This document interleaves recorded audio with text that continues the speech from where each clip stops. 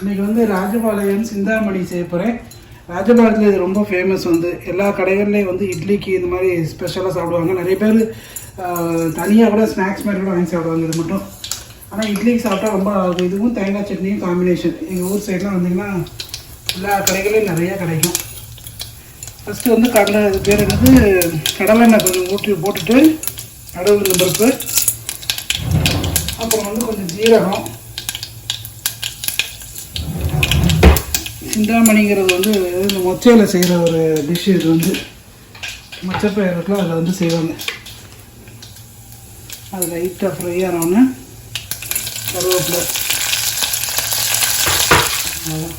கடுகு பருப்பு வந்து நல்லா வந்து ஃப்ரை ஆகிடுச்சு. அப்புறம் வந்து காரத்துக்கு பச்சை மிளகாய் வீட்டுக்கு தேவையான போது போட்டுக்கோங்க.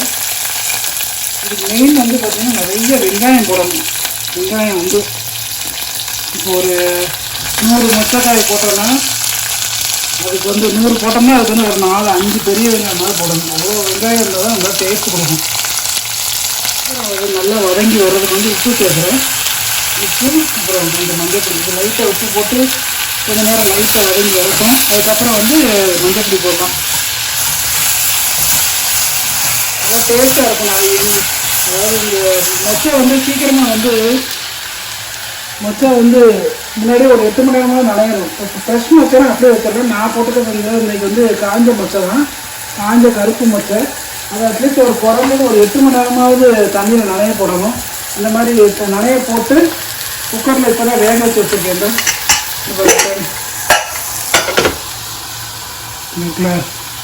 வேக வச்சு வச்சுருக்கேன். நல்லா மொச்சை மெயினாக வேகணும், இல்லைன்னா இந்த ரெசிபியே வேஸ்ட்டாக போயிடும். இந்த மாதிரி வேக வச்சு இப்படி அமுக்கி பார்த்தாலே தெரிஞ்சிடும். அதாவது எவ்வளோ நல்லா நசுங்கி எப்படி எடுத்து போகணும். ஸோ இப்போ வந்து நல்லாயிருக்கும்.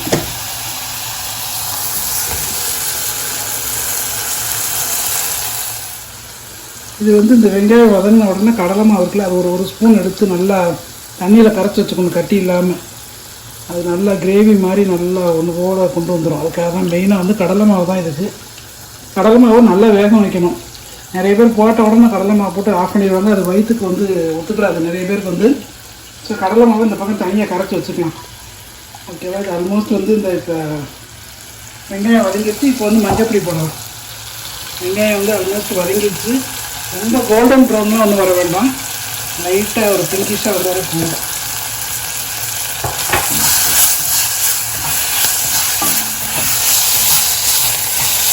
மஞ்சப்பொடி போட்டு கொஞ்சம் கூட வெங்காயம் கொஞ்சம் போட்டுக்கலாம்.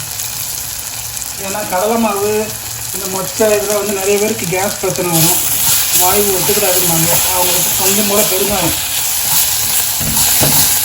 நல்லா வதங்கி வந்துருச்சு. ஸோ இந்த டைமில் வந்து நம்ம கரைச்சி வச்சுருக்கோம்ல இந்த கடலை மாவு, அதை ஊற்றிடலாம்.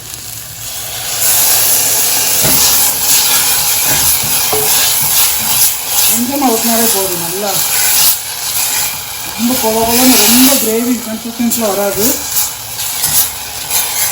செமி கிரேவியாக தான் இருக்கும். தண்ணி எடுக்கணும். ஊற்றுறேன். கடலை போட்டு நல்லா ஒன்று போல் வெந்துருச்சு.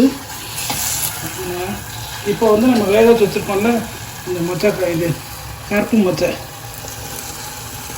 8 ஹவர்ஸும் வைக்கலாம். இந்த இல்லை டைம் இல்லை அவசரத்துக்கு வேணும் அப்படின்னா நல்லா வெந்நி கொதிக்க வச்சுட்டு ஒரு 4 ஹவர்ஸில் வந்து மொச்சையை நனைய போட்டிங்கன்னா சீக்கிரம் வந்து நனைஞ்சிரும்.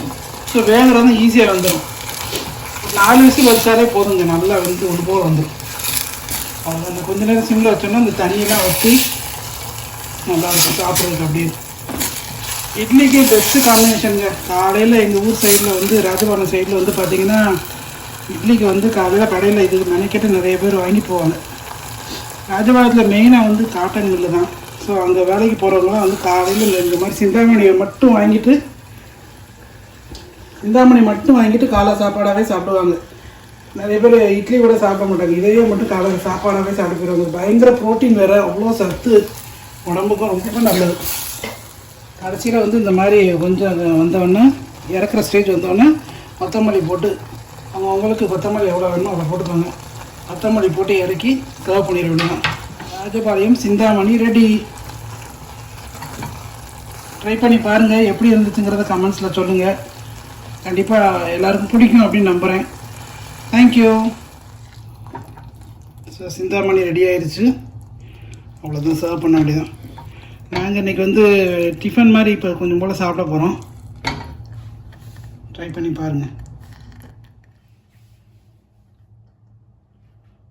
பயங்கர ஹெல்த்தி இது.